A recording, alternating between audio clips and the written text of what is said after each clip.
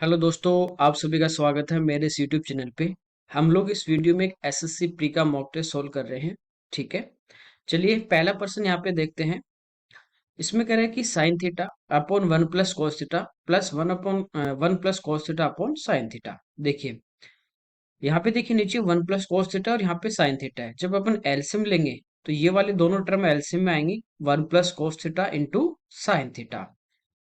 ठीक है, डायरेक्ट आप देखना यहाँ पे वन प्लस कोस का भाग देंगे तो ये टर्म तो कटेगी, साइन थीटा बचेगा, ये इधर इससे इंटू होगा तो ये बनेगा साइन स्क्वायर थीटा। इधर ये इसका होल स्क्वायर बनेगा, वन प्लस कोस और वन प्लस कोस इंटू होगा तो ये बनेगा वन प्लस कोस थीटा का होल स्क्वायर। ठीक है, तो ऊपर अपने पास आएगा साइन स्क्वायर थीटा प्लस ए प्लस बी का होल स्क्वायर करेंगे तो ये अपने पास होगा one plus cos square theta plus two cos theta. और नीचे अपने पास एलसीएम है, one plus cos theta into sine theta. अब आपको पता है कि sine square plus cos square ये क्या हो जाएगा, वन, और ये वन ऑलरेडी है तो वन प्लस वन कितना हो गया, टू। तो ये हो गया two plus two cos theta. ठीक है, नीचे वाली टर्म सेम रहेगी, यहाँ पे कोई दिक्कत नहीं है। अब देखिए ऊपर अपने पास टू बाहर आ जाएगा तो ये बचेगा अंदर one plus cos theta. Two को अपन ने दो को क्या ले लिया, कॉमन। नीचे आपके पास है one plus cos theta into sine theta. तो वन प्लस कोस थीटा तो आपका कैंसिल हो गया, यहाँ पे बचा टू अपॉन साइन, और वन अपॉन साइन थीटा होता है कोसेक थीटा, तो ये हो जाएगा टू कोसेक थीटा इसका आंसर। ओके, नेक्स्ट देखते हैं। यहाँ पे कह रहा है कि एक त्रिभुज एबीसी, एक ट्राइंगल अपने को दिया गया है एबीसी। ये अपने पास एक ट्राइंगल है ए बी सी। अब कह रहा है कि ई जो है ये डी और ई, ए बी और ए सी पे बिंदु इस प्रकार हैं। ठीक है, डी तो यहाँ पे है मान लीजिए इस ए बी पे, और ई यहाँ पे है ए सी पे, और डी ई ये जो दोनों को मिलाते हैं, ये जो लाइन होगी ये इस तीसरी लाइन बी सी की क्या है, पैरेलल है। तो कह रहा है कि बी ई और सी डी एफ पे मिलते हैं, इनको दोनों को मिला दें, बी से ई को मिला दिया और डी से सी को मिला दिया, ये मिल रहे हैं कहाँ पे, एफ पे। अब आपको कह रहा है कि ए डी और डीपी का जो अनुपात है, ए से डी यदि 7 है तो डी से बी कितनी है, 3 है। पूछा area D E F upon C F B का क्या होगा। देखिए इन दो ट्राइंगल की मैं बात कर रहा हूं, एक ट्राइंगल मेरे पास है ऊपर वाला डीई एफ। ठीक है, ये डी ई एफ ये वाला ट्राइंगल। देखिए डीई और बीसी दोनों पैरेलल लाइन समांतर है, तो आपको पता है कि ये अल्टरनेट एंगल होंगे। डी होगा वो किसके बराबर होगा, सी के, तो डी बराबर है सी एंगल के। ई आपका बराबर होगा किसके, बी के। और तीसरा जो एंगल है ये आमने सामने कोण, ये आपस में क्या होंगे, बराबर, शीर्षाभिमुख कोण है, तो एफ बराबर होगा एफ के। तो ये दोनों जो ट्राइंगल होंगे ये आपस में क्या होंगे, सिमिलर।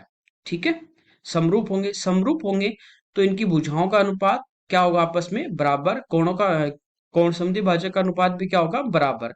और ये अपन ज्योमेट्री में पढ़ते हैं कि रेशियो आपको दे रखा है और एरिया पूछा तो उसका अपन क्या कर देते हैं, स्क्वायर। ठीक है, कोई दिक्कत नहीं यहां तक। तो पहले इनकी साइड देखिए, ये जो होगा इनका रेशियो जो होगा डीई और सी बी का अनुपात बराबर होगा ई से एफ का और बी से एफ का, बराबर होगा डी से एफ का और सी से एफ का। इन तीनों में से किसी का भी अपने को रेशियो पता है, एरिया निकालना तो उसका अपन क्या कर देंगे, होल स्क्वायर कर देंगे। ठीक है, आप देखिए इसने स्टार्टिंग में अपने को एक चीज बोली थी कि ये जो डीई और बीसी दोनों जो लाइन है ये आपस में क्या है, पैरेलल। देखिए ये आपके पास एक ट्राइंगल है एबीसी, और ये डीई जो लाइन है ये इसके पैरेलल है, तो आपको पता है ये दोनों त्रिभुज ए डी ई और ए बी सी दोनों आपस में क्या होते हैं, समरूप, क्योंकि ए दोनों में कॉमन होता है, डी बराबर बी के होगा और ई बराबर सी के होगा, तो दोनों समरूप होते हैं। तो इनकी भुजाओं का अनुपात बराबर होगा, भुजाओं का अनुपात यदि आपके पास है उनका वर्ग करेंगे तो एरिया का आ जाएगा। अब ए से डी तो आपके पास 7 है, डी से बी 3 है, तो टोटल ए से बी कितनी हो जाएगी, 7 और 3 10। तो ये यदि 7 होगी रेशियो में तो बी से सी आपके पास कितनी होगी अनुपात में, 10। तो डी से ई 7 होगी तो बी से सी कितनी होगी, 10। तो देखिए डी से ई आपके पास यदि 7 है रेशियो में और सी से बी यदि 10 है, तो एरिया निकालना है तो 7 का वर्ग आपको पता है कितना हो जाएगा 49, और 10 का वर्ग कितना हो जाएगा 100। तो इसका आंसर आएगा 49/100, ए इसका आंसर होगा।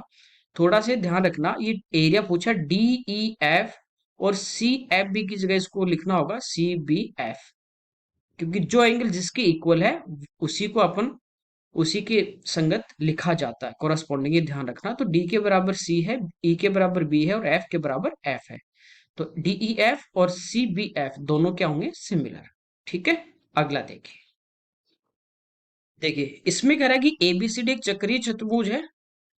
चक्रीय चतुर्भुज यानी जिसके चारों चतुर्भुज के शीर्ष होंगे वो वर्त की क्या होंगे, परिधि पे होंगे।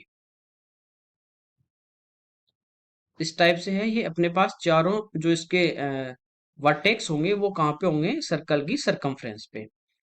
अब कह रहा है बीडी और एसी जो विकर्ण है, बी से डी और ए से सी, ये एक दूसरे को ई पे प्रतिच्छेद करते हैं। यदि बीईसी, बीईसी ये वाला एंगल अपने को दिया 138 और ईसीडी ये वाला एंगल अपने को दिया 20, पूछा बीएसी का मान क्या होगा। देखिए पहले ये देखते बीएसी है कहाँ पे, बीएसी ये वाला एंगल पूछा है। तो सबसे पहले ये देखिए आप, सर्कल में जब भी क्वेश्चन आता है इस टाइप का, अब ये ध्यान दीजिए कि यहाँ पे जो ए पे एंगल आपको पूछा है, ये जो ए पे एंगल बन रहा है बी ए सी, इसकी एक लाइन आ रही है बी से और दूसरी लाइन आ रही है सी से। इसका मतलब कौन से चाप से बन रहा है, बीसी चाप से। आप देखो इसी चाप से और कहाँ बन रहा है, तो एक बी से ये लाइन जा रही है डी पे और सी से जा रही है डी पे, तो ये एंगल बन रहा है। तो एक ही चाप द्वारा वर्त की परिधि पे बनाए गए कोण आपस में बराबर होंगे। ये एंगल जितने डिग्री का आएगा वही अपने पास ये एंगल होगा। तो ये देखिए, आपको पता है एक सीधी जो लाइन होती है इस पे जो एंगल होता है पूरा ये 180 डिग्री होता है। ठीक है, ये बी से डी सीधी लाइन है। ये इधर वाला 138 है तो 180 में से घटा दोगे 138, तो ये अपने पास कितना आ जाएगा, 42। कोई दिक्कत नहीं। अब ये एंगल, ये देखिए ये ट्राइंगल है सी डी ई, इसमें ये 42 ये 20 कितने हो गए टोटल 62, तीनों का टोटल 180। तो 180 में से 62 घटा देंगे तो तीसरा एंगल आ गया 118।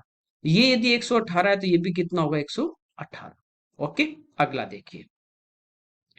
कह रहा है राम ने एक धनराशि उधार ली और उसने 3,54,482 रुपए की दो समान किस्तों में लौटाने का वादा किया। ये एक किस्त की राशि दी है, एक किस्त की, ऐसी दूसरी किस्त की है सेम। यदि ब्याज है वो 5 से 1/4% की दर से वार्षिक रूप से संयोजित है तो उसके द्वारा भुगतान किया गया कुल ब्याज।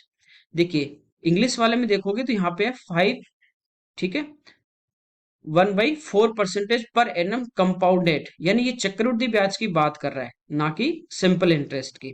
ओके, तो देखिए 5 सही, 5 एंड 1/4 है, इसको फ्रैक्शन में चेंज करें अपन 5 से 1/4 को, तो ये गुणा करेंगे 5 × 4 20 और 1 21, तो ये हो गया 21/4%। और प्रतिशत हटाएंगे तो नीचे क्या आएगा 100, यानी ये हो गया 21/400। ये आपको कंपाउंड इंटरेस्ट में एक पूरी आपको इंस्टॉलमेंट का वीडियो मैंने डाल रखा है, उसमें ये बताया था। ये 400 अपने पास यदि मूलधन है और 21 इसका यदि ब्याज होगा तो किस्त की जो राशि होगी वो होगी 421। ठीक है, यहां तक कोई दिक्कत नहीं। उसमें आपको बेसिक से भी बताया, फॉर्मूले से भी बताया कि फॉर्मूले से कैसे करते हैं, डायरेक्ट वहां पुट करके फ्रैक्शन में चेंज करके कैसे करते हैं वो भी मैंने बताया है, वहां पे पूरी एक वीडियो आपको दे रखी है। ठीक है, फॉर्मूला कैसे आता है वो भी वहां पे मैंने आपको बता रखा है। अब देखिए ये कह रहा है कि दो समान किस्तों में, आपको बताया दो किस्त है तो इनका वर्ग करेंगे, तीन है तो क्यूब करेंगे, चार है तो पावर 4 करेंगे। ठीक है, तो अगली ये आपका होता है प्रिंसिपल, उधार लिया गया धन, और ये होती है आपकी इंस्टॉलमेंट, किस्त की राशि। दूसरे के लिए इसका वर्ग करते हैं, 400 का वर्ग, 4 का वर्ग 16 और ये 4 जीरो, यहाँ पे 421 का वर्ग करेंगे। अब 421 का वर्ग आप डायरेक्ट कर सकते हो, इकाई के अंक से अलग करना है, ये भी वीडियो मैंने डाल रखी है। पहले एक का वर्ग एक, फिर आपस में गुणा करेंगे 42 × 1 42, और इसका डबल कर देंगे 84 का 4 असल की 8। अब 42 का वर्ग, ये भी इसकी वीडियो अलग से डालिए, डायरेक्ट शॉर्ट आपको डाल रखा है, 2-3 मिनट की वीडियो है। तो देखिए 42 50 से कितना कम है 8, 8 का वर्ग 64 और 15 × 2 = 17। इसमें 8 अपन जोड़ देंगे तो ये आ जाएगा 1772। ये आगे 421 का वर्ग, देखिए कितनी आसानी से आ गया। ठीक है, यहाँ पे कह रहा है दो समान किस्त, यानी दोनों इंस्टॉलमेंट क्या होंगे, बराबर। बराबर करने के लिए आपको बताया था ये 421 का वर्ग है और ये 421 है, तो इधर भी मैं इसको 421 से गुणा कर दूंगा, इधर करूंगा तो मैं इधर भी 421 से गुणा कर दूंगा। ठीक है, इसको जोड़ लूंगा, ये टोटल प्रिंसिपल है, इनको जोड़ लूंगा तो टोटल दोनों किस्तों में जो दी जाएंगी, मूल्य दिया जाएगा दो किस्तों में, जितने रुपए दिए जाएंगे वो अपने पास टोटल आ जाएगा। ठीक है। अपने को पूछा कुल ब्याज, यानी इनका जो डिफरेंस है ना वो अपने को पूछा है, तो इनको ऐड कर लेते हैं यहाँ से प्रिंसिपल। इसको देखिए गुणा करेंगे तो 2 जीरो तो आएगी, और 4 से गुणा कर देंगे 4, 8 और 16, तो ये अपने पास प्रिंसिपल आ जाएगा टोटल। उधार दिया गया धन 3,28,400। ये दोनों सेम किस्त रहेंगी, बराबर के इतने मूल्य की दो है, तो 2 से गुणा कर दूंगा तो ये मेरे पास क्या आ जाएगा, टोटल किस्तों में कितने रुपए चुकाए जाएंगे। ठीक है, कोई दिक्कत नहीं।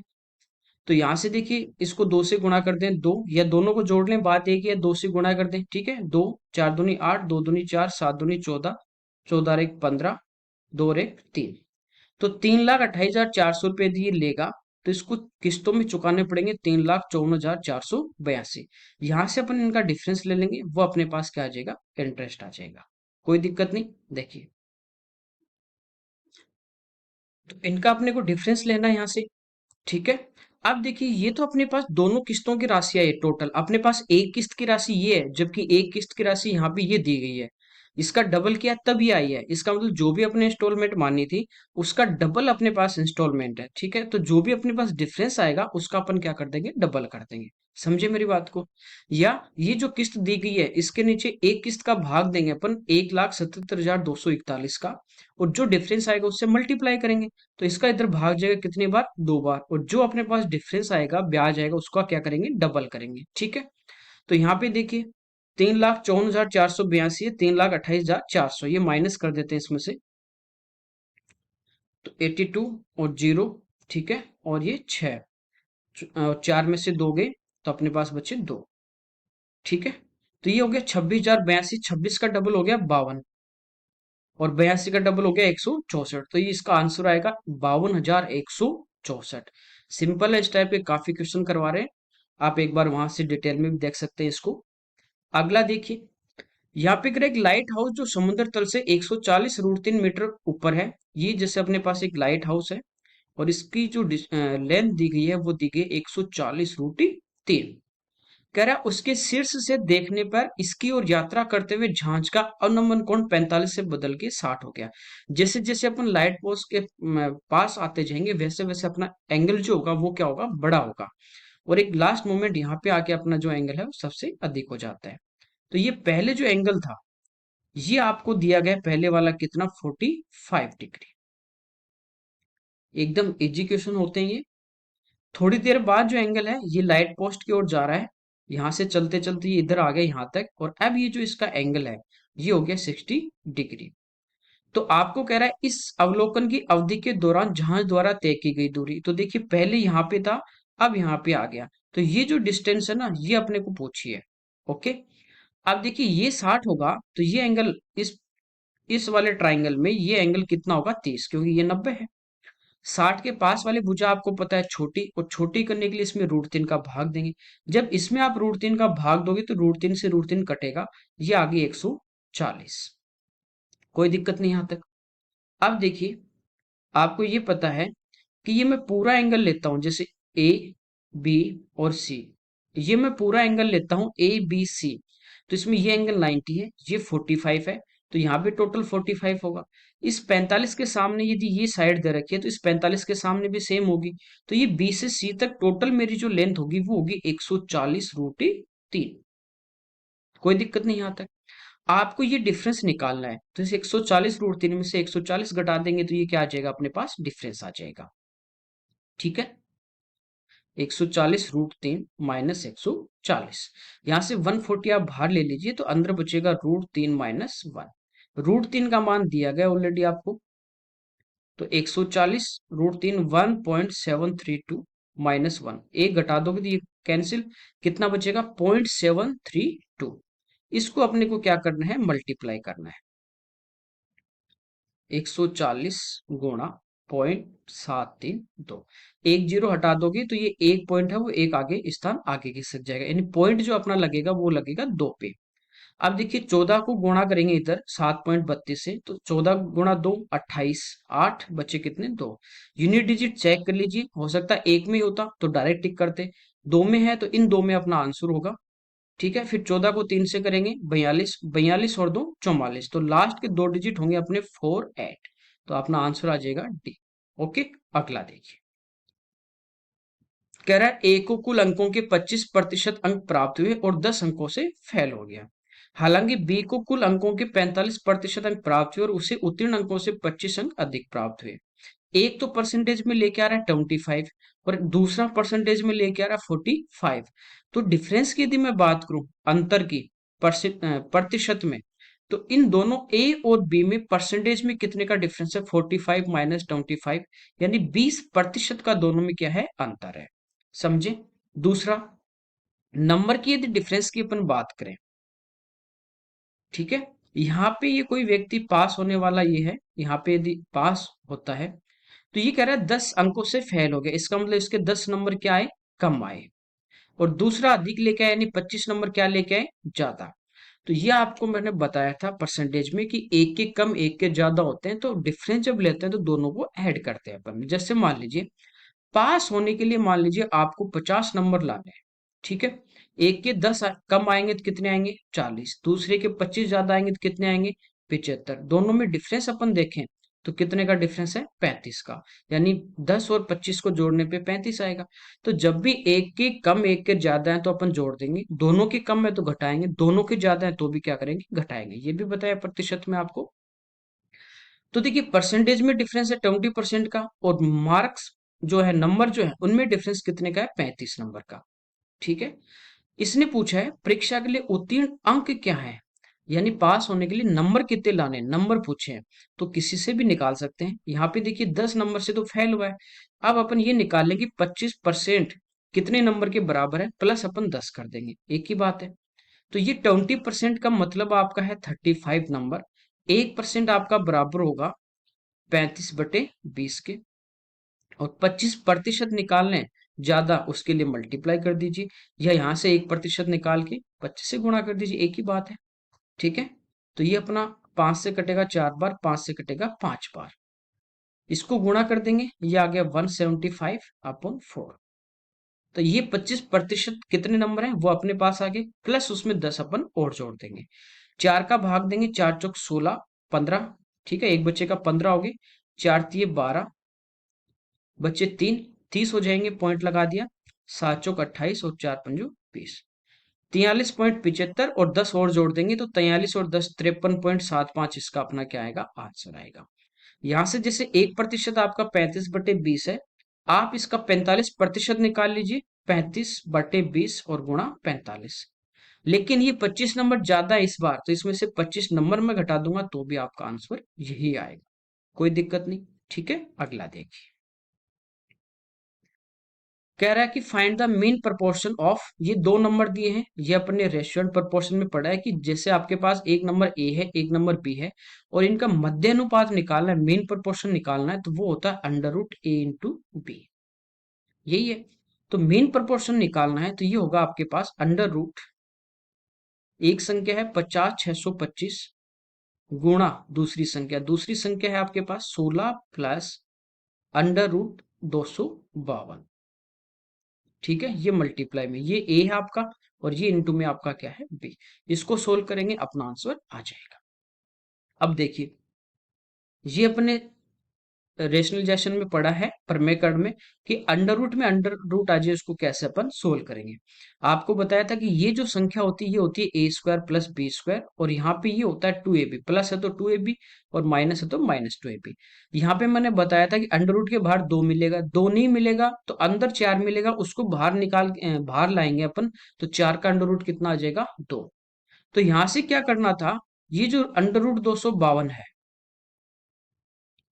इसमें से 4 मैं अलग कर लूंगा, यानी 4 का भाग दूं इसमें, तो 6 चौक 24 और 4 तिये 12, इसको यूं लिख सकते हैं। 4 बाहर लेके आएंगे तो इसको यूं लिख सकते हैं 2√63। इसको इस वाले ब्रैकेट को थोड़ा सोल्व करेंगे तो 16 प्लस 2√63 ये लिख देंगे, कोई दिक्कत नहीं। अब देखिए 9 गुना 7 63, और 9 7 16, इसका मतलब ये अपने पास किसका होल स्क्वायर बनेगा, ये बनेगा √9 प्लस √7 का होल स्क्वायर। जब वर्ग करोगे तो 9 7 16 हो जाएगा, प्लस 2 इंटू ए बी, तो √9 इंटू √7 √63, ये आएगा, कोई दिक्कत नहीं। ठीक है यहां तक। देखिए ये अपने पास बन गया अंडर रूट के अंदर ये संख्या 50,625 इंटू, इसको मैं लिख सकता हूँ √9 यानी 3 हो जाएगा, 3 प्लस √7 का होल स्क्वायर। ठीक है यहाँ तक कोई दिक्कत नहीं, इसको सिंप्लीफाई करना है बस, और कुछ नहीं है। अब देखिए एक तो इसका ये देखना 50,625 किसका वर्ग है, कहीं भी देखिए पॉइंट में नहीं है, इसका मतलब परफेक्ट आपको स्क्वायर दिया गया है। ठीक है, इसको यदि बाहर लेके आएंगे तो ये स्क्वायर हट जाएगा, यूं का यूं बाहर आ जाएगा। अब देखिए 50,625 की मैं बात करूं तो इकाई का अंक क्या है, 5, ये किसके वर्ग में आता है, खाली 5 में, ये भी स्क्वायर के वीडियो में आपको समझा रखा है। ठीक है, अब लास्ट के 2 डिजिट हटा देंगे, बचा 506, जस्ट इसके पास अपने को होल स्क्वायर देखने हैं। देखिए 24 का होता है 25 का होता है 625, तो ये तो ज्यादा हो गया ना। 23 का जो वर्ग होता है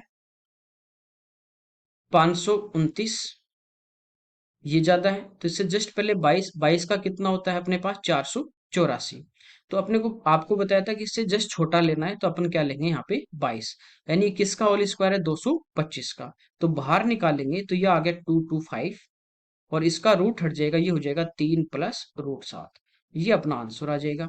अब देखिए 225 तो कहीं भी नहीं है, लेकिन जब 225 को अंदर गुणा करोगे 3 से, तो ये हो जाएगा 675, एक में ये रहा, और फिर √7 से करेंगे तो 225 √7, तो इसका ए अपना क्या होगा, आंसर होगा। स्क्वायर की भी काफी वीडियो मैंने डाल रखे हैं 3 4, किसी भी टाइप का नंबर हो उसका कैसे अपन स्क्वायर करेंगे, कैसे स्क्वायर रूट निकालेंगे, वहां से आप देख सकते हैं। अगला देखिए, कह रहा है ए और बी दो मिश्र धातुएं हैं जो तांबे और जस्ते को क्रमशः, एक तो अपने को कॉपर दिया गया है, एक अपने को जिंक दिया गया है, 6:11 और 13:21 के समानुपात में मिला के बनाएगी। यदि एक तीसरी मिश्र धातु सी के निर्माण के लिए दोनों मिश्र धातुओं की समान मात्रा पिघलाई गई। देखिए यहाँ पे थोड़ा सा लैंग्वेज आपको समझनी पड़ेगी। मिश्र धातु अपने पास है ए और बी, यानी इन दोनों को जो मिला के बन रहा है उसको मिश्र धातु बोला है, ना कि कॉपर और जिंक मिश्र धातु अलग अलग है, ये ध्यान रखना। ये तो धातु है, इनको मिलाने पे मिश्र धातु बनी है। तो सी में तांबे और जस्ते का अनुपात, यहाँ पे कह रहे हैं समान मात्रा, तो ए की और बी की दोनों की अपन क्या लेंगे, क्वांटिटी सेम लेंगे, क्योंकि समान मात्रा की बात कर रहे हैं।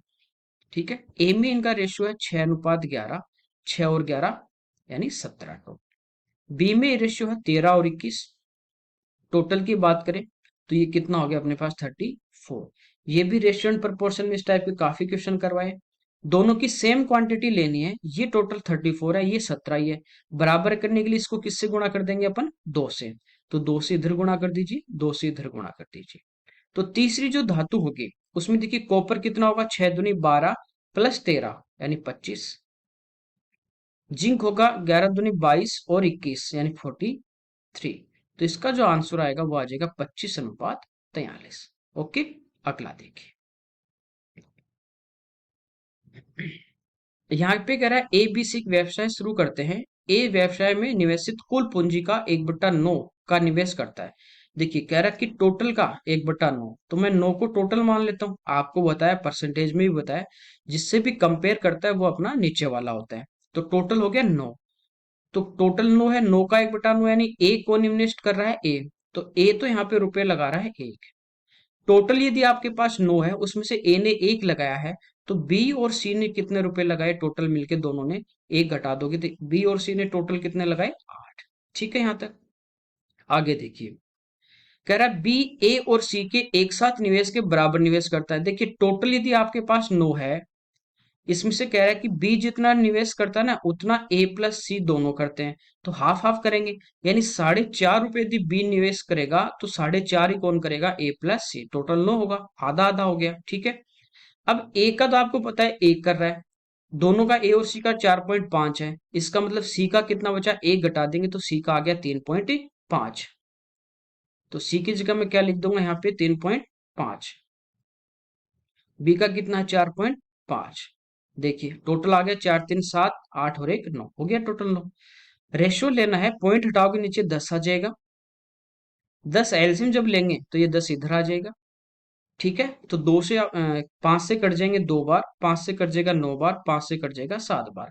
तो ये अपने पास ए बी सी का अनुपात आ गया कि किस अनुपात में इनका लाभ बांटेंगे। ठीक है, कोई दिक्कत नहीं, क्योंकि यहाँ से टाइम इनका क्या है, इक्वल, तो पूंजी जो भी लगाए हैं उनके अनुपात में अपन लाभ को बांटेंगे। तो देखिए कुल लाभ आपको दिया गया है 6480, तो टोटल के नीचे टोटल 9 2 11 7 18। आपको पूछा है सी का, तो सी का कितना है 7, 7 से अपन गुणा कर देंगे। ठीक है, कोई दिक्कत नहीं, डायरेक्ट आप देख लीजिए यहाँ पे जब रेशियो आ गया कि 7 से कटने वाली संख्या यदि एक ही ऑप्शन है तो डायरेक्ट आप इसको टिक कर सकते हैं, कोई दिक्कत नहीं। इसको सोल्व कर लेंगे, तो 18, 18 से 3 बार कटेगा 54, 10 बचेंगे 108। ठीक है, 108 में अपन 18 का भाग देंगे, 18 पंचो 90, 18 छिकी 108, तो ये हो गया 360। 360 को 7 से गुणा करना है, तो 0 और 7 छिकी 42, 2 7 21 और 4 25, यानी डी इसका आंसर आ जाएगा 2520। सिंपल था, बस आपको यहाँ पे थोड़ा सा समझना था, ए बी का और सी का रेशियो अपने को निकालना। ओके, अगला देखिए, इसमें कह रहा है ए बी सी को 3293 रुपए में एक कार्य को करने के लिए नियोजित किया गया, इनको अपॉइंट किया गया है। ए और सी को एक साथ कुल कार्य का 28/37 भाग करते हैं कि कुल कार्य का जिससे भी कंपेयर करता है वो नीचे वाला भाग होगा। तो टोटल वर्क आपका हो गया 37, कि कुल काम कितना है, वी अपने पास आ गया 37, कुल कार्य अपने पास है 37। इसमें से ए और सी एक साथ कर रहे हैं कितना, 37 में से 28। ठीक है, ये यदि 37 में से 28 अपन माइनस कर देंगे तो अपने पास किसका काम बच जाएगा, बी का। तो ये माइनस कर देते हैं, यहाँ पे अपने पास कितना आ गया 9 यूनिट, यानी बी है वो कितने यूनिट काम कर रहा है यहाँ पे टोटल में से 9। ठीक है, तो इस रेशियो में इसको क्या मिलेगी, मजदूरी मिलेगी। अब पूछा आपको बी को भुगतान की गई राशि, तो देखिए बी का जो भी पार्ट आएगा वो 9 के रेशियो में आएगा, 9 का मल्टीपल होगा। तो सबसे पहले देखिए 9 का मल्टीपल ये है, एक तो 8 और एक 9, ये 9 और 1 10 नहीं है, 6 4 10 17 ये भी नहीं है, और 8 2 10 19 ये भी नहीं है, तो आपका डायरेक्ट यहाँ से आंसर आ गया ए। ठीक है, बाकी मेथड से करोगे तो 3293 टोटल यानी 37 का दिया है, और 9 का निकालना है तो 9 से मैं क्या कर दूंगा, मल्टीप्लाई कर दूंगा। ओके, अगला देखिए, कह रहा है 144 किलोमीटर पर घंटे की गति से चलने वाली ट्रेन एक प्लेटफॉर्म जिसकी लंबाई ट्रेन की लंबाई का 7/11, किसकी लंबाई का, ट्रेन का। तो जिससे भी कंपेयर करेगा वो नीचे वाला, तो मान लीजिए ट्रेन की लंबाई यदि आपके पास 11 है, तो प्लेटफॉर्म की जो लंबाई होगी रेशियो में वो कितनी होगी, 7। इस अनुपात में कुछ भी हो सकती है, 11 7 हो सकती है, 22 14 हो सकती है, 110 70 हो सकती है, इस रेशियो में कुछ भी होंगे। ठीक है, ट्रेन की लंबाई, लंबाई यानी लेंथ, लेंथ यानी दूरी निकालनी, दूरी की क्या होती है, चाल गुणा समय। तो यहाँ पे देखिए अपने पास स्पीड भी है टाइम भी है। स्पीड आपको दी है 144, इसको मैं चेंज करूंगा मीटर पर सेकंड में, क्योंकि ऑप्शन भी मीटर में है टाइम भी सेकंड में है। तो मीटर पर सेकंड में चेंज करेंगे तो गुणा करेंगे 5/18। टाइम यहाँ पे दिया गया आपको 36 सेकेंड, 18 से 2 बार कटा, 5 दूनी 10, यानी टोटल जो लेंथ है वो आ गई 1440 मीटर। ठीक है यहाँ तक। अब देखिए, जब भी ट्रेन किसी पुल सुरंग प्लेटफॉर्म को पार करती है तो ये जो दूरी आती है, ये जो लंबाई आती है, ये आती है ट्रेन की लंबाई प्लस प्लेटफॉर्म की लंबाई, यानी दोनों की टोटल लंबाई 1440 है, और दोनों का रेशियो अपने पास 11:7 है, इस रेशियो में डिवाइड करना है। ट्रेन की लंबाई पूछी है, तो देखिए 11 का जो मल्टीपल यहाँ पे लगभग ऑप्शन में दिए गए हैं, इसलिए अपन इसको आगे सोल्व करेंगे। तो 1440 जो अपना है, ये टोटल यानी 11 7 18 की वैल्यू दी गई है, और 11 की निकालनी है ट्रेन की लंबाई। ठीक है, ये 8 बार कट रहा है 18 से यानी 80, और 11 गुणा 8 88, यानी 880 मीटर इसका अपना क्या होगा, आंसर होगा। ओके, अगला देखिए, तीन संख्याओं में पहली और दूसरी का औसत दूसरी और तीसरी के औसत से 45 अधिक है। देखिए तीन संख्या में मान लेता हूं ए बी सी है, कह रहा है पहली दूसरी का औसत, तो औसत होता आपका a प्लस बी अपॉन 2, राशियों का योग बटे राशियों की संख्या। दूसरी तीसरी का औसत यानी b प्लस सी अपॉन 2। तो ये जो पहले वाला जो एवरेज है, ये दूसरी और तीसरी के औसत से 45 अधिक है, ये वाला ज्यादा है। तो या तो इसमें से 45 घटा दीजिए या इधर 45 जोड़ दीजिए, एक ही बात है। पूछा पहली और तीसरे के बीच का अंतर, यानी a माइनस सी आपको पूछा है, पहले और तीसरे में डिफरेंस कितने का है। इसको थोड़ा सोल्व कर लेंगे, ये दोनों क्या हो गए बराबर, या तो इधर 45 ये ज्यादा था, या तो इसमें से मैं घटा दूं या इधर जोड़ दूं, तभी दोनों क्या होंगे बराबर। ठीक है, देखिए इधर आपके पास है a plus B upon two, इधर मैं दो एल्सियम ले लेता हूं, ये होगा b प्लस सी प्लस 45 गुणा दो 90, तो दो से दो आपका कैंसिल हो गया। अब ये इधर लेके जाएंगे b प्लस सी को, तो a प्लस भी माइनस बी माइनस सी बराबर 90, b से b कट गया, आपका आ गया a माइनस सी, ये पूछा था, ये कितना आ गया 90। ठीक है, सिंपल था एकदम। अगला देखिए, यहाँ पे अंडर रूट में देखिए एक ही एक संख्या चल रही है, इसके लिए डायरेक्ट आप या तो इसको x के बराबर कर लीजिए। ठीक है, ये सारे टर्म रिपीट हो रही हैं, इस एक को छोड़ के इसको यूं लिख सकते हैं x बराबर अंडर रूट 21 माइनस एक्स, फिर इसका होल स्क्वायर करेंगे, रूट हटेगा, उसको द्विघात समीकरण से सोल्व कर सकते हैं। दूसरा, इसके लिए प्लस या माइनस में चलें तो ये होता है अंडर रूट 4x प्लस 1। अब यदि प्लस में सीरीज चल रही है तो प्लस लेना है, माइनस में चल रही है तो माइनस लेंगे, और 1 अपॉन 2, ये इसका फॉर्मूला होता है। ठीक है, पहले भी आपको एक दो पेपर में बताया मैंने। तो यहाँ पे देखिए x का मान क्या है, जो यहाँ पे नंबर दिया गया 21, तो यहाँ पे 21 रखोगे, 21 गुणा 4 84 और एक 85, तो ये हो गया अंडर रूट 85, और साइन किसका चल रहा है अंदर माइनस, तो -1 अपॉन, ये इसका आंसर आ जाएगा ऑप्शन सी। ओके, अगला देखिए, एक कंपनी 4 प्रकार की क्रमिक छूट प्रदान करती है, दुकानदार के लिए सबसे अच्छा ऑफर। देखिए, एक कंपनी अपने को 4 छूट दे रही है, ठीक है, अपने लिए सबसे फायदेमंद कौन सी होगी, जिसमें सबसे ज्यादा छूट दी जाएगी, जितना अपने को डिस्काउंट मिलेगा वही अपने लिए क्या होगी बेनिफिट वाली होगी। देखना सबसे ज्यादा छूट किस में दे रहा है। ओके, तो यहाँ देखिए छूट निकालते हैं, एकल छूट, दो छूट की, ठीक है, तीन की, चार की। दो के लिए फॉर्मूला क्या होता है आपका, ए, ये जो पहली आपकी छूट है, दूसरी जो छूट है B, A plus B minus A B बटा 100।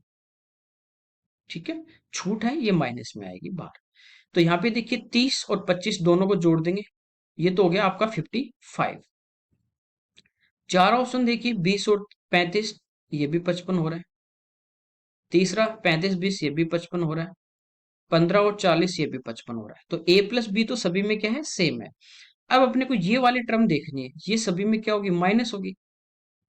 यहाँ पे पूछा दुकानदार के लिए सबसे अच्छा ऑफर। चलिए देखिए, यहाँ पे a इंटू बी अपॉन 100 अपने को निकालना है, तो सबसे ज्यादा जो छूट जिसमें आएगी, जो सबसे ज्यादा जो आंसर आएगा वही अपना क्या होगा आंसर। तो यहाँ पे देखिए पहला है 30 गुणा 25 बट्टे 100, 25 से 4 बार, ये 2 से 2 बार, 2 से 15, यानी यहाँ पे कितना माइनस होगा 7.5। तो ये जो छूट आएगी आपकी वो 55 में से 7.5 अपन क्या कर देंगे माइनस कर देंगे। ठीक है, तो ये आ जाएगी 47.5% की यहाँ पे आपको छूट दी जा रही है दुकानदार, एक किलो छूट यही होगी। दूसरी निकालें तो ये होगा 20 गुणा 35 बटे 100, तो 20 से कटेगा ये 5 बार, 5 से कटेगा 7 बार, यानी यहाँ पे जो माइनस होगा वो होगा आपका 7। तो 55 में से 7 घटा देंगे, यहाँ पे आपको छूट मिलेगी, वो मिलेगी 48% की। ठीक है, तीसरा 35 गुना 20, तो यही होगा 35 गुना 20 बटा 100, यहाँ भी 7 माइनस होगा, तो ये भी छूट आपको एकल छूट होगी 48% की। लास्ट आपका 15 गुना 40 बटे 100, तो 20 से 2 बार, 20 से 5 बार, 5 से 3 बार, 3 दूनी 6, यहाँ पे माइनस होगा 6। तो यहाँ पे देखिए एकल छूट मिलेगी आपको 49% की। अब देखिए एक कंपनी 4 प्रकार की क्रमिक छूट दे रही है, तो ये चारों एकल छूट आ गए अपने पास, ये तो कंपनी दे रही है, तो दुकानदार यहाँ से खरीद रहा है, तो दुकानदार के लिए सबसे अच्छा ऑफर कौन, यदि दुकानदार यहाँ से खरीद रहा है तो उसके लिए सबसे अच्छा ऑफर होगा जो उसको सबसे ज्यादा छूट मिलेगी, तो सबसे ज्यादा छूट मिल रही है उसको 49% की, तो ये वाला आंसर होगा। ठीक है, ये पूछता कि कंपनी के लिए सबसे अच्छा ऑफर कौन सा है, जो बेच रहा है, तो बेच रहा है वो तो सबसे कम यदि डिस्काउंट देगा तो उसको ज्यादा फायदा होगा। तो कंपनी की बात करें तो कंपनी के लिए सबसे अच्छा ऑफर है कौन सा, 47.5% की, जैसे 100 रुपए की चीज है 47.5 की डिस्काउंट दे रहा है, यानी 52.5 में बेच रहा है। खरीदने वाले के लिए क्या हुआ, 49 का उसने कंपनी ने डिस्काउंट दिया, तो उसने खरीदा कितने में दुकानदार ने, उसको 51 में, तो यहाँ पे उसको क्या हुआ ज्यादा फायदा। ओके, अगला देखिए, ए बी सी अपनी आय का क्रमशः 80, 85, 75% खर्च करते हैं। किसका? आय का। तो जिससे भी कंपेयर करते हैं वो अपना नीचे वाली वैल्यू होती है। इनको सबसे पहले फ्रैक्शन में चेंज करेंगे। 80% यानी 80/100। 20 से कटेगा 4 बार, 20 से कटेगा 5 बार।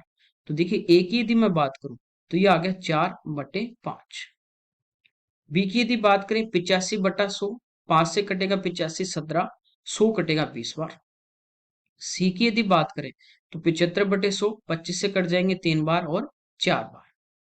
अब देखिए अपनी आय का, तो ये नीचे वाली जो वैल्यू है ना, ये तो इनकी क्या है, नीचे वाले तो इनकी इनकम है। और ये क्या कर रहे हैं, खर्च कर रहे हैं। तो ऊपर वाला जो इनका अंश है, न्यूमरेटर है, वो अपना क्या है, एक्सपेंडिचर है। ठीक है।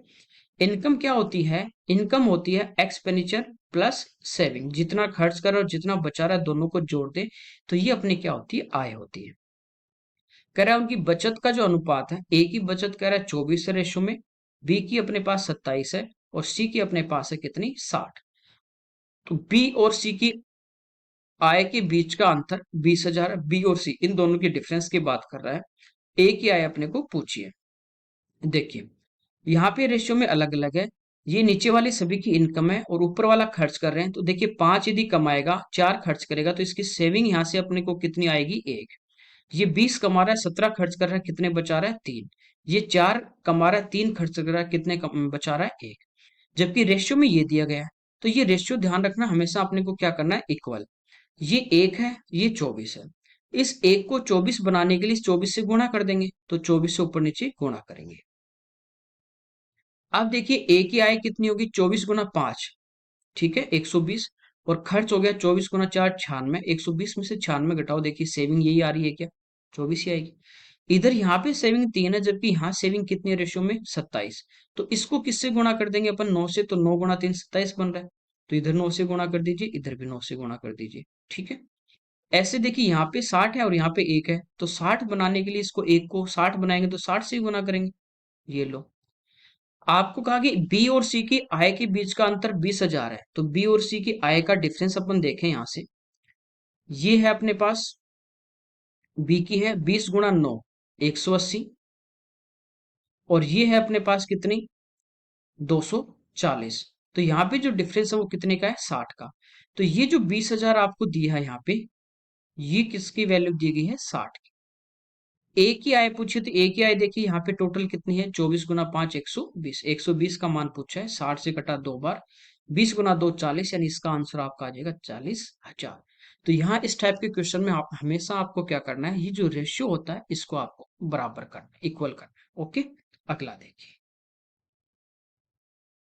यहाँ पे कह रहा है कि ए की घात 4 प्लस बी की घात 4 plus a square b square 144 है। A square plus b square minus A b बराबर 8 है। तो a cube plus b cube का मान पूछा है। इसका देखिए फॉर्मूला आपके पास होता है a cube plus b cube का, a plus B into a square plus b square minus A b. तो देखिए ये इसका मान तो अपने को यहाँ पे दिया गया है 8। यदि मैं ए प्लस बी का मान निकाल लूं और उसको 8 से गुणा कर दूंगा तो मेरा आंसर आ जाएगा। ठीक है। देखिए यहाँ पे आपको दिया गया है कि a square plus b square minus A b बराबर 8 है। तो इस ए बी को मैं आगे ले जाऊंगा तो क्या हो जाएगा, प्लस। तो बराबर हो जाएगा 8 प्लस ए बी। अब दोनों तरफ इसका होल स्क्वायर कर दीजिए, ए प्लस बी का होल स्क्वायर बनेगा। पहले स्क्वायर है और स्क्वायर करेंगे तो पावर कितनी हो जाएगी, 4। तो ए की घात 4 प्लस बी की घात 4 प्लस 2 a² बी स्क्वायर बराबर 8 का वर्ग हो गया आपका 64, प्लस ये इसका वर्ग करेंगे तो ये होगा a² B square plus 2ab, यानी 8 दूनी 16 और ab। ठीक है, यहाँ तक कोई दिक्कत। अब जिसका मान पता है वहां रख देंगे। देखिए प्लस का 2a² बी स्क्वायर है और ये एक a² बी स्क्वायर है, तो ये इधर आएगा तो इसमें से क्या हो जाएगा, माइनस। तो यहाँ पे आपके पास बचेगा प्लस का a² plus a² B square. और इसका मान अपने को दे रखा है a की पावर 4 प्लस बी की power 4 plus a² B square. तो ये कितना है, 144। बराबर बचा आपके पास 64 प्लस 16ab। 64 इधर जाके माइनस हो जाएगा, 44 और 20 गए, कितने बचे, 80 बराबर 16ab आ गया। 16 से कट जाएगा कितने बार, 5 बार। तो यहां से देखिए आपके पास ए बी का मान कितना आ गया, 5। ए इंटू बी का मान आपके पास कितना आ गया, 5 आ गया। कोई दिक्कत नहीं यहां तक। ठीक है। अब देखिए ए इंटू बी आ गया। आपने को क्या चाहिए, ए प्लस बी चाहिए। तो ए प्लस बी की बात करें, ए प्लस बी का होल स्क्वायर क्या होता है, ये होता है a square plus b square plus 2ab। ठीक है, तो ए बी का मान तो कितना है, 5। 5 को 2 से गुणा करेंगे तो ये तो कितना आ गया अपने पास, प्लस का 10 आ गया। अब किसका मान चाहिए अपने को, ए स्क्वायर प्लस बी स्क्वायर का, वो यहाँ पे रख देंगे तो अपने पास किसका आ जाएगा, ए प्लस बी का मान आ जाएगा। ठीक है, देखिए यहाँ पे देखिए, a square plus b square minus A b बराबर 8 था, तो इस ए बी का मान तो आ गया अपने पास कितना, 5। ये 5 मैं यहाँ पे रखूंगा माइनस का, आगे जाके 8 में जुड़ेगा, तो ये बचा ए स्क्वायर प्लस बी स्क्वायर बराबर 8, 5 कितने हो गए, 13। तो ए स्क्वायर बी स्क्वायर का मान कितना आ गया, 13। ठीक है, तो 13 और 10 कितने हो गए, 23। तो ए प्लस बी का होल स्क्वायर यानी बराबर आ गया 23। तो ए प्लस बी यानी होल स्क्वायर हटाएंगे तो ये आ जाएगा अंडर रूट 23, ये मान आ गया। तो यहाँ पे रख देंगे, ये आ जाएगा रूट 23 और गुणा 8, तो 8 रूट 23 इसका क्या आ जाएगा, अपना आंसर आ जाएगा। ओके, अगला देखिए, बस इसका होल स्क्वायर करना था, इधर ले जाके, बाकी कुछ नहीं था। नेक्स्ट देखिए, दिया कोट की power 4a plus cot square a बराबर 1 है, तो साइन की power 4a plus sine square है। इस टाइप का क्वेश्चन आ जाए, काफी बार आते भी हैं। तो इधर आपको 1 दिया ना, तो इसका आंसर भी आपका कितना आएगा, 1 आएगा। ठीक है, तो इधर कोट में दिया है, इधर किस में आ गया आपका, साइन में पूछेगा। कैसे होगा देखिए, कोट की पावर 4a और प्लस कोट स्क्वायर ए है, यहां से मैं कोट स्क्वायर ए बाहर लूंगा, तो ये बचेगा, इधर तो अपने पास कोट स्क्वायर ए और इधर बचा 1 बराबर 1। 1 प्लस कोट स्क्वायर ए आपका होता है कोसेक स्क्वायर है।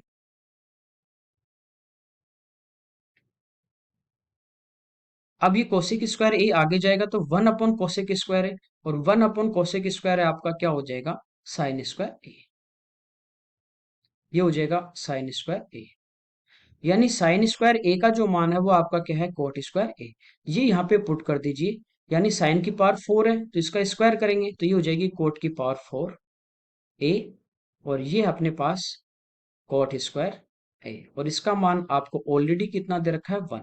तो 1 अपना क्या आ जाएगा यहाँ पे, इसका आंसर आ जाएगा, कोई दिक्कत नहीं।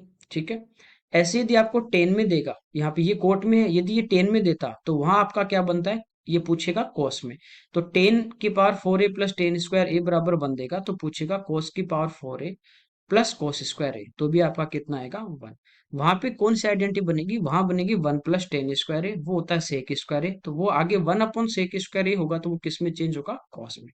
ठीक है, ये फिक्स पैटर्न पे आते हैं। अगला देखिए, यहाँ पे करें, ठोस लोहे के घनाभ की जो आपको लंबाई चौड़ाई ऊंचाई दी गई है 4.4 मीटर, 2.6 मीटर, 1 मीटर, इसे पिघलाया जाता है और 30 सेंटीमीटर आंतरिक त्रिज्या और 5 सेंटीमीटर मोटाई के खोखले बेलनाकार पाइप में ढाला जाता है, तो पाइप की लंबाई। देखिए, ये आपको बताया है कि जब भी एक आकृति से दूसरी आकृति बनाते हैं तो उनका जो वॉल्यूम होगा, आयतन होगा, वो हमेशा क्या होगा, इक्वल होगा, ये ध्यान रखना। ठीक है, तो ये अपने पास एक घनाभ है। देखिए, इसको मीटर में चेंज कर ले, सेंटीमीटर में कर लेते हैं, यहाँ सेंटीमीटर में दिया अगला, तो 1 मीटर बराबर 100, तो इसको सबको मैं 100 से गुणा कर दूंगा, तो ये किस में चेंज हो जाएंगे, सेंटीमीटर में। तो घनाभ जो है, इसकी लंबाई जैसे अपने पास 440 है, तो इसकी चौड़ाई 260 होगी, और ऊंचाई यानी 1 गुणा 100 कितनी हो जाएगी, 100। अब इस ये जो वॉल्यूम है ना, इसी से वो एक क्या बना रहा है, बेलनाकार खोखला पाइप। देखिए, खोखला जो होगा इस टाइप से होगा।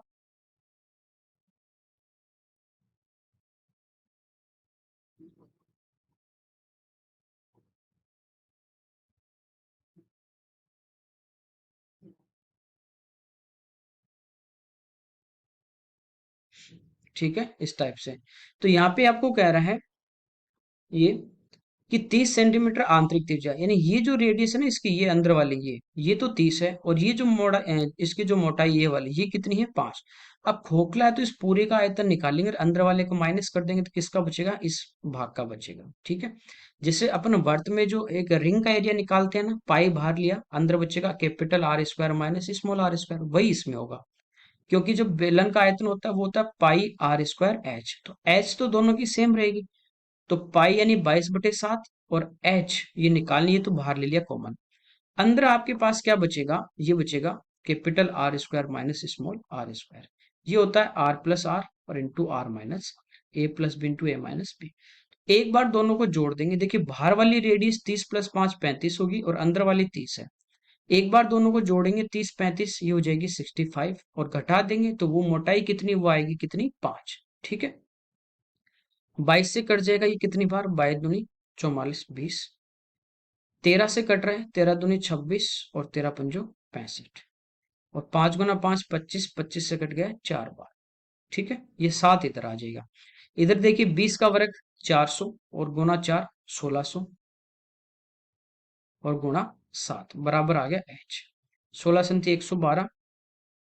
ये अपने पास किस में आया सेंटीमीटर में, सेंटीमीटर में चेंज किया था। आंसर किस में मीटर में, तो मीटर के लिए 100 का भाग दोगे तो इसका आंसर आ जाएगा 112 मीटर। ओके, अगला देखिए। कह रहा है एक व्यक्ति 668.25 रुपए प्रत्येक की दर से दो वस्तुएं बेचता है। उसे एक वस्तु पे 10% की लाभ और दूसरी पे 10% की हानि, तो उसका लाभ या हानि। यदि आपको ओनली परसेंटेज में पूछता तो ये प्रॉफिट लॉस मैंने बताया कि सेलिंग प्राइस सेम है तो हमेशा आपको लॉस होगा और वो होता है x/10 का होल स्क्वायर। ठीक है, ये रुपए में पूछा है। अब देखिए 10% है, ये आपका होता है फ्रैक्शन में 1/10। ठीक है, तो यहाँ पे देखें अपन कि 10 यदि उसका क्रय मूल्य है और एक का उसको लाभ होगा तो सेलिंग प्राइस आपका कितना होगा 10 और 1 की 11। अगली बार सेम आपका 1/10 ही होगा। 10 यदि क्रय मूल्य होगा और एक की हानि होगी तो बेचेगा कितने में 9 में। यहाँ पे कह रहा है प्रत्येक वस्तु का जो बेचता है वो क्या करता है बराबर बेचता है 668.25 में। दोनों का सेलिंग प्राइस क्या है सेम। यहाँ पे सेलिंग प्राइस इसका 11 और इसका कितना है 9। बराबर करने के लिए इसको आपस में गुणा करेंगे, यानी ऊपर वाले को 9 से गुणा करेंगे और जब मल्टीप्लाई करेंगे तो दोनों साइड करेंगे, ध्यान रखना इधर 11 से कर देंगे दोनों साइड। तो अब देखिए यहाँ पे अपन बात करें, ये इसका कॉस्ट प्राइस पहले वाले का जो कॉस्ट प्राइस था अपने पास ये आ गया 10 गुणा 9 90, ये आ गया 11 गुणा 10 110। टोटल जो कॉस्ट प्राइस आपका आ गया वो 200 रुपए। यहाँ पे देखिए सेलिंग प्राइस इसका 99, इसका भी 99 सेम हो गया, ये आ गया 198। तो 200 में खरीद रहा है 198 में यदि बेच रहा है तो इसको लॉस कितने का हो रहा है 2 रुपए का। यही इस दो की वैल्यू अपने को निकालनी है। ठीक है, तो यहाँ पे टोटल इसने प्रत्येक को बेच रहा है 668.25, ये एक की सेलिंग प्राइस है। तो एक की यहाँ पे देखिए सेलिंग प्राइस कितनी है 99, तो मैं 99 से क्या करूंगा उसको डिवाइड। पूछा है फाइंड दिस ओवरऑल गेन और लॉस, यानी टोटल उसको पूछा है कितना लाभ या हानि होगी। ठीक है, ये एक का अपने पास क्या है सेलिंग प्राइस और ये एक का रेशियो में सेलिंग प्राइस है। या तो इसको 2 से गुणा कर दीजिए, टोटल सेलिंग प्राइस होगा और टोटल यहाँ पे सेलिंग प्राइस रेशियो में 198 से डिवाइड कीजिए, 2 से गुणा कीजिए, आंसर आ जाएगा।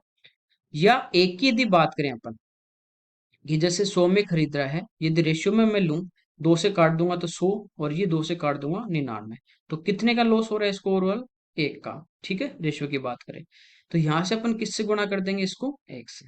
अब इसको अपन सोल्व कर लेंगे। ठीक है, तो देखिए 99 से यानी 100 से एक ही कम है तो कितनी बार भाग जाएगा, यहाँ पे जाएगा भाग इसमें 6 बार। ठीक है, 6 बार जाएगा, 9 छिके 54, 540 और इसमें अपन 54 जोड़ देंगे तो ये आ जाएगा 594। ठीक है, यहाँ से अपने पास कितने बचेंगे 74 और पॉइंट यदि उतार दे तो अगला 2 लेंगे। ये तो अपने पास एक की वैल्यू आ जाएगी 6 पॉइंट कुछ और अपने को किसका मान निकालना था, यहाँ पे लॉस कितना हो रहा था 2 का निकालेंगे तो इसका क्या होगा डबल, तो इसका लगभग डबल आप देख लीजिए और वो लॉस होगा हमेशा ये आपको पता है, तो इसका आंसर आएगा 13.5। क्योंकि प्रॉफिट तो कभी होगा नहीं, सेलिंग प्राइस सेम है तो हमेशा क्या होगा लॉस। तो 6.25 नहीं होगा क्योंकि ये एक की वैल्यू निकाल ली, जब दो की निकालेंगे तो इसका डबल होगा, डबल होगा तो आपका आंसर आएगा 13.5। तो पूरा आपको कैलकुलेट करने की जरूरत नहीं है। ओके, अगला देखिए। एक व्यक्ति ने प्रत्येक वर्ष की शुरुआत में एक निश्चित धनराशि जमा की। यदि ब्याज की दर 15% है और चौथे वर्ष के अंत में कुल धनराशि 52,800 रुपए है, ये टोटल मिला के आपका है अमाउंट। यहाँ पे अमाउंट दिया यानी मिश्र धन की बात कर रहा है। प्रत्येक वर्ष की उसने कितनी धनराशि जमा की, देखिए ये सिंपल की बात कर रहा है, आपके पास नहीं दिया तो 4 वर्ष है। पहले वर्ष वो जमा करता है 100 रुपए। ठीक है, दूसरे वर्ष भी वो शुरुआत में कितने जमा करता है? 100। तीसरे वर्ष में भी कितने करता है? 100। और चौथे वर्ष में भी वो कितने रुपए जमा करता है? 100 रुपए। ठीक है, लास्ट में ये मिलते हैं। ठीक है, अब देखिए प्रत्येक वर्ष के शुरुआत में जैसे स्टार्ट हुआ ईयर, जैसे जनवरी में उसने जमा कर दिए, और ये उसको मिलेंगे चौथे साल के एंड में यानी दिसंबर में। तो इन 100 रुपए पे जो ब्याज मिलेगा वो पूरे 4 साल मिलेगा, क्योंकि जनवरी में जमा कर दिए, पहले साल भी मिलेगा, दूसरे भी, तीसरे भी, चौथे साल। तो यहाँ पे जो इसको इंटरेस्ट मिलेगा ना, वो कितने साल का मिलेगा इसको? पूरे 4 साल का। 15% दर है, 100 रुपये यदि आपका ब्याज होगा, तो आपको पता है R/T आपका डायरेक्ट ब्याज होता है, यानी 15 गुणा 4, क्योंकि नीचे 100 करोगे तो इससे कट जाता है। तो यहाँ पे इसको ब्याज मिलेगा 60 रुपए। यहाँ पे 3 साल का मिलेगा ना, 15 गुणा 3 45। यहाँ पे 2 मिलेगा ना 30, और यहाँ पे लास्ट में 1 ही साल का मिलेगा, क्योंकि चौथे साल के जनवरी में जमा करवाएगा, दिसंबर में उसको मिल जाएगा। ठीक है, तो देखिए कुल ब्याज की मैं बात करूं, तो 60, 45 और 15, ये भी 60, 120 और 30, 150। 150 रुपये तो उसको ब्याज के मिलेंगे, और 400 रुपये ये वो मूलधन जमा कर रहा है। तो टोटल उसने कितने रुपए मिलने चाहिए? 400 और 150, 550। ये तो अपना है। जबकि उसने कहा कि उसको मिले कितने, जमा कितने होंगे? 52,800। तो ये जो 52,800 अपने पास है, ये किसका मान दिया गया है? 550 का। ठीक है, धनराशि कितनी जमा की? प्रत्येक वर्ष, प्रत्येक वर्ष कितनी कर रहा है? 100 रुपए। तो 100 का मान अपने को निकालना है, तो जीरो से जीरो कट जाएगा। अब देखिए, ये 2 और 8 5 13, डिफरेंस 11 का आ रहा है, 11 से कट जाएगा 5 बार, ये 11 से कटेगा 4 बार, 44। ठीक है, 8 बचे, फिर 8 बार कट जाएगा 0। ये अपना 5 से कट रहा है, 20 पंजो 100, तो 2 तो जीरो होगी, और 48 गुना 2 96। तो कितने रुपए जमा किए प्रत्येक साल की स्टार्टिंग में? 9,600 रुपए। ओके, अगला देखिए। यहाँ पे कह रहा है रमेश अपने मासिक वेतन का 40% भोजन पे, 18% घर के किराए पे, 12% मनोरंजन पर, 5% वाहन पे खर्च करता है। देखिए परसेंटेज में टोटल कितना खर्च कर रहा है? 40, 50, 58, 60, 70 और 5 75। तो 75% तो वो क्या कर रहा है? खर्च कर रहा है। ठीक है, यहाँ पे अब यदि प्रतिशत में उसने खर्च कर दिए 75%, तो सेविंग कितनी और होनी चाहिए उसके पास? 25% की। कोई दिक्कत नहीं। लेकिन एक पारिवारिक समारोह के कारण उसे 20,000 रुपये खर्च को पूरा करने के लिए एक ऋणदाता से 16,000 रुपये उधार लेने पड़े। यानी 16,000 तो वो किसी से लेके आ रहा है, टोटल कितने खर्च कर रहा है? 20,000। यानी इस ये जो 20,000 रुपये थे, इसमें से 16,000 रुपये तो वो उधार लेके आया। इसका मतलब खुद के पास कितने बचे हुए थे? तो खुद के पास बचे हुए थे 4,000 रुपये। और प्रतिशत में कितने बचे हुए थे? 25। यानी ये जो 4,000 रुपये अपने पास हैं, वो कितने प्रतिशत का मान है? 25% का। उसका मासिक वेतन तो 100% होगा, यानी 25 का 4 गुना होगा, तो 4,000 का भी 4 गुना होगा, तो आ जाएगा 16,000। क्योंकि 4,000 कितने का मान है? 25 का, और 100 का आपको निकालना है। ओके, अगला देखिए। यहाँ पे देखिए एक ग्राफ दिया गया अपने को, प्रॉफिट यहाँ पे दिया गया है करोड़ में, पूछा है कि पिछले वर्ष की तुलना में किस वर्ष लाभ में प्रतिशत सबसे अधिक है। तो देखिए यहाँ पे 13 में तो वो कम हो रहा है, 40 से 35। ठीक है, 14 की अपन बात करें तो 35 से 60, कितना बढ़ रहा है यहाँ पे? 25 करोड़। फिर यहाँ पे वापस कम हो रहा है। 16 की यदि बात करें तो 45 से 60, यानी 15 33%, 33.33% बढ़ रहा है, ये भी नहीं, कम ही हो रहा है ये भी, है ना। उसके बाद यदि अपन देखें 2018, तो 18 में देखिए 65 से 80, 15 करोड़ का ही हो रहा है। तो सबसे ज्यादा जो प्रॉफिट हो रहा है ना, वो यहाँ पे हो रहा है। तो 2014 जो होगा वो इसका आंसर होगा। नेक्स्ट देखिए, कह रहा है कि 2017 में जो खर्च है वे जो है वो आय का कितने प्रतिशत है? यदि खर्च है वो 80 करोड़ है, देखिए 2017 ये रहा, 65 करोड़ वो क्या कर रहा है? लाभ कमा रहा है। तो देखिए इसकी जो इनकम की बात करें, इनकम जो होगी वो यहाँ से होती है प्रॉफिट प्लस एक्सपेंडिचर। ठीक है, तो 80 करोड़ तो वो क्या कर रहा है? खर्च कर रहा है। और प्रॉफिट कितने का है? 65 का। तो इनकम की बात करें टोटल, तो इनकम अपने पास कितनी आ गई? 145 करोड़। ये कह रहा है कि ये जो खर्च है वो आय का कितने प्रतिशत है? तो खर्च है तो 80, लेकिन किसका? 145 का निकालना है। तो 80/145, और गुणा किससे कर देंगे? 100 से। तो 5 से कटेगा 16 बार, और ये भी 5 से कट रहा है कितनी बार? 29 बार। तो ये अपना आ गया 1600/29। ठीक है, तो ये देखिए 30 होता तो 5 बार भाग जाता इसमें, क्योंकि 30 गुना 5 150, उसके आसपास है, 160 में भाग देंगे तो लगभग कितनी बार जाएगा, 5 बार। अब देखिए ऑप्शन कौन सा 5 से स्टार्ट हो रहा है, एक ही हो रहा है, तो ए अपना आंसर आ चाहिए। बाकी आप इसको पूरा सोल्व करें तो भी यही आएगा। ओके, अगला देखिए। कह रहा है कि वर्ष 2016 में अनुमानित प्रतिशत लाभ क्या है। 2016 ये रहा, तो कितने करोड़ का लाभ है इसको,